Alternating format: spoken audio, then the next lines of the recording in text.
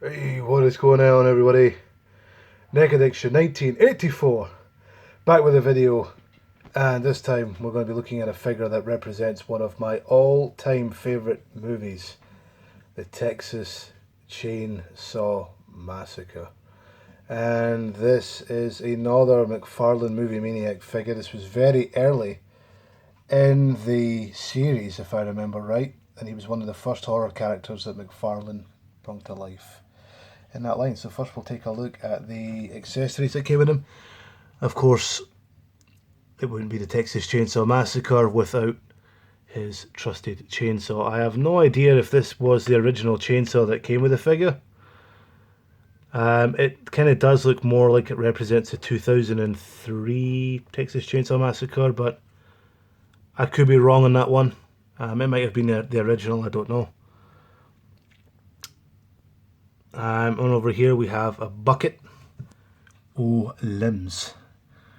We get a severed arm and we get a severed head, all on its own. Very detailed. I mean, this dude's like wearing glasses and one side of the lens is all smashed and stuff. The bucket's all nicely detailed, gassy with all the blood splatter. And even the hand there has got a ring on the thumb. And he comes with a little mallet. I guess it's the same kind of hammer that he used to crack Andy over the head with at the beginning scene. And then Jerry would receive that treatment later on in the film as well. I mean, this film was absolutely, it was mortifying back in the day for audiences in 1974. And it's still an absolute classic to this day. So Leatherface himself is draped in his trademark garments of this apron, shirt and tie, all covered in blood splatter, and that infamous mask made assumingly of other human faces. The figure definitely holds its own considering its age. I believe he would have been released in about 1998. But back then, I guess people didn't really go for realism, they just went for the characters. If it looked cool, they bought it. Of course, in the background you can see the posters that I love so much for this series. And that very, very famous tagline of "Who will survive and what will be left of them."